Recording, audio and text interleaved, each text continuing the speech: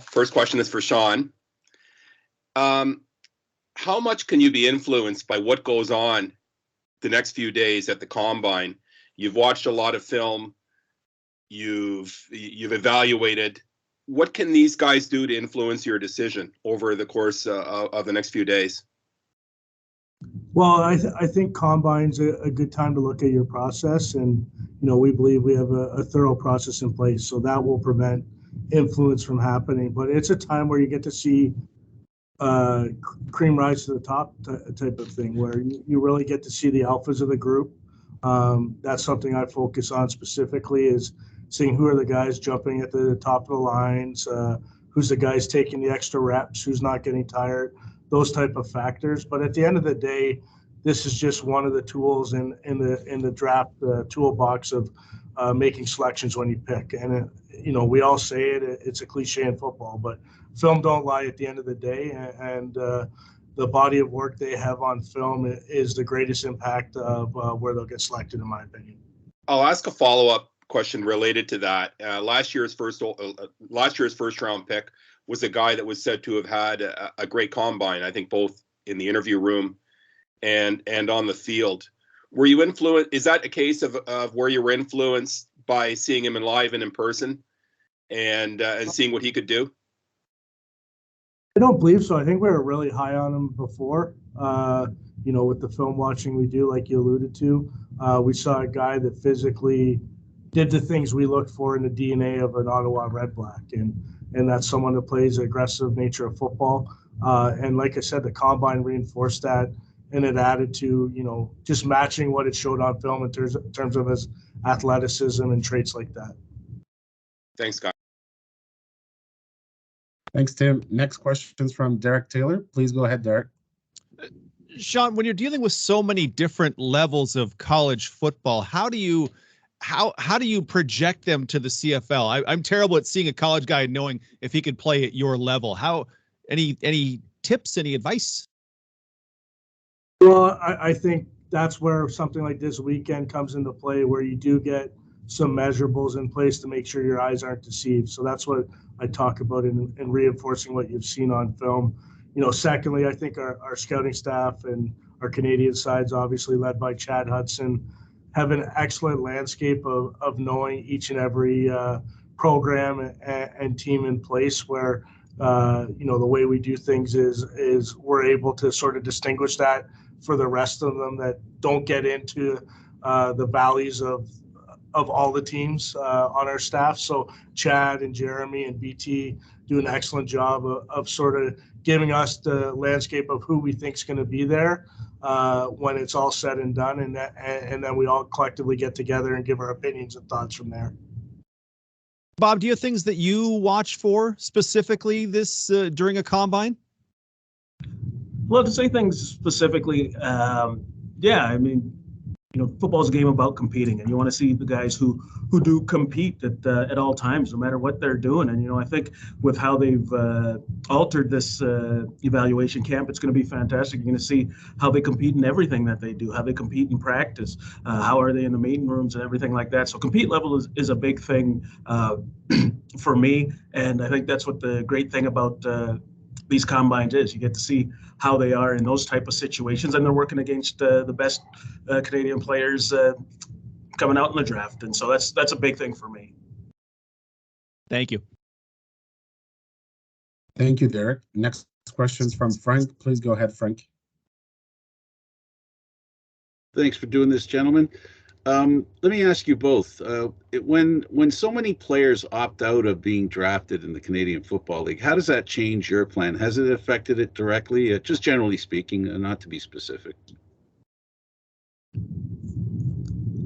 I don't think it necessarily changes. When you say opting out, I don't know that necessarily they opt out of the Canadian draft. I think, whether they opt out of this combine, at the end of the day, everybody makes personal choices on what they want to do. At the end of the day, we want to make sure that we go through this whole process and find the talents that's best available to us and that best fits our organization. So those players, while they may not be here, we still do a great job evaluating them and knowing, finding out whether they'll have an opportunity or a fit with us. I apologize. Yeah, and- I didn't ask the question well enough. I mean, they've decided to go back to school. I'm sorry for interrupting you.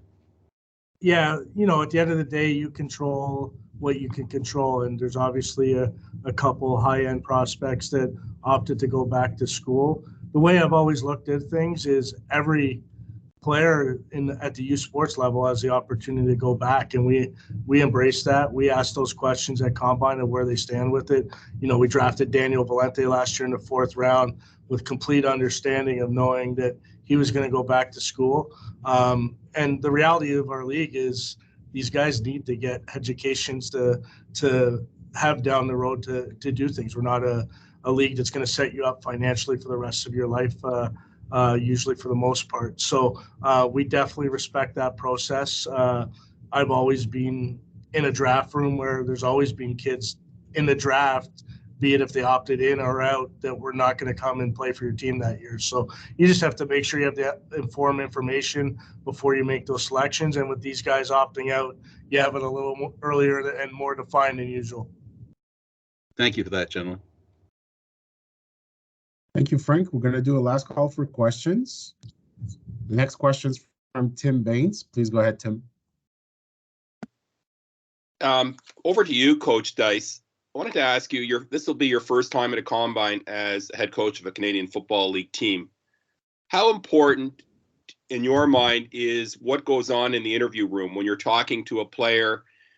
It's not how physical he is, it's about what kind of person he is. How important is a performance while you're talking to him? Well, I think it certainly bears some weight. Like Sean says, we have a really good process here, and we work through it. This is a people business, so I think the opportunity to have these interviews is massive. You get a chance to interact with these people, and whether you're starting to build a relationship or find out what type of person they are in that type of one-on-one scenario is always great, because you're going to find out. Get a little bit deeper knowledge of who they are. And so you take that information and you plug it into the equation as you work forward. I've been at numerous evaluation camps over the years, and you find out some information that maybe you wouldn't have.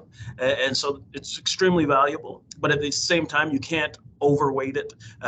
You watch the film and you get a great idea of what type of player they are. And so you just put it in the equation with its proper value, and you go forward from there. Do you almost have to be a part-time psychologist when you go in there? Because how do you determine if a guy's being straight up with you or if he's feeding you stuff that he thinks you want to hear?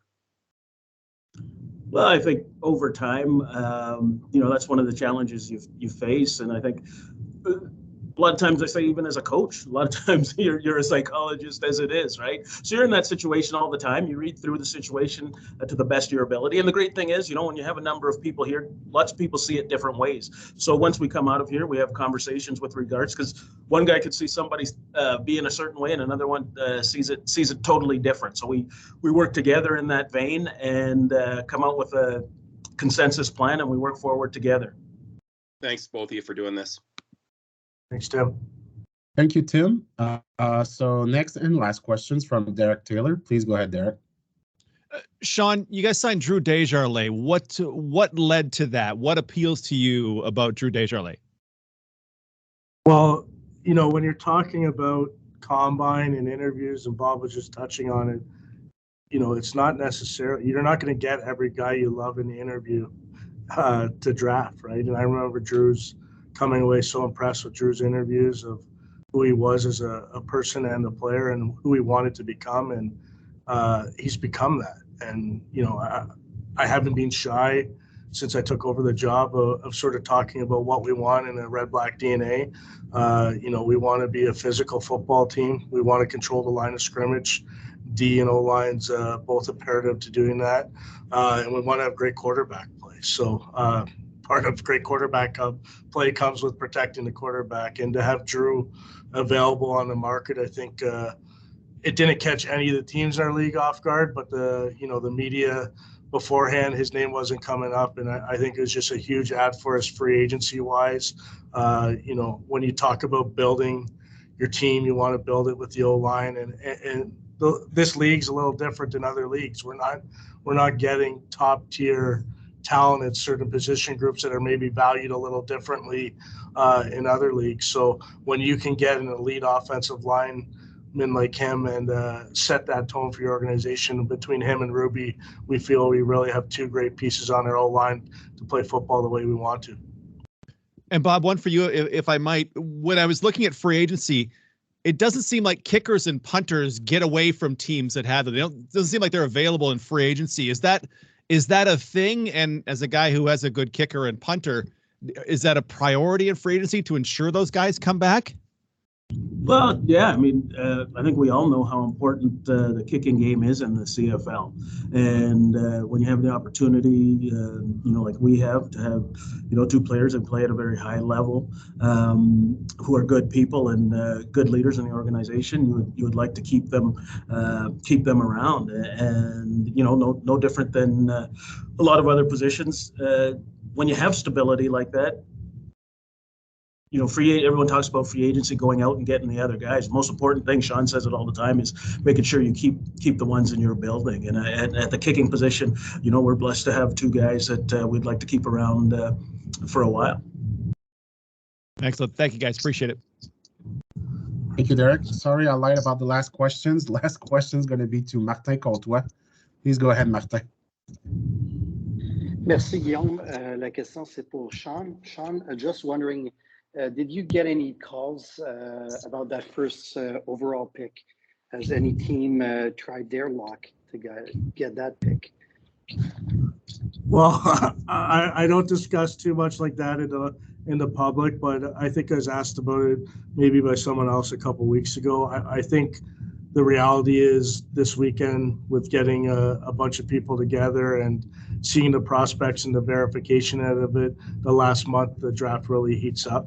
And you saw that with the NFL, obviously, is they got out of the combine and then the pick was traded about 7 to 10 days later. I don't know if that's ever happened that quickly in our league, but when you get a bunch of like-minded people together that like to discuss things, you can occupy a lot of time, be it rules committee or scenarios that can help your football club.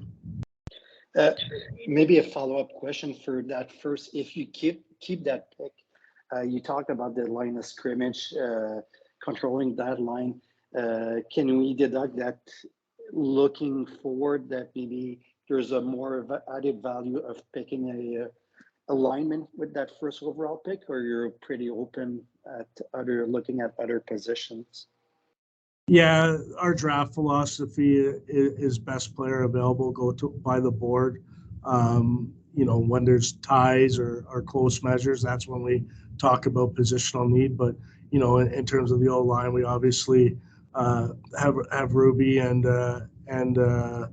Drew, like we talked about, and then we have Cyril and Zach as well. So I feel we have the opportunity to definitely be not drafting based for need, to draft the best player that's available to us when we pick each and every time. Merci. Merci, Martin. Thank you, Sean. Thank you, Bob. If you want to contact us by email me at candidfrank@hotmail.com. Watch us and subscribe to our YouTube channel at Candid Frank Stanishi 1030, or message me on Facebook at Candid Frank Stanishi for any ideas or comments you have about the program. Thanks for watching, everybody. Until next time.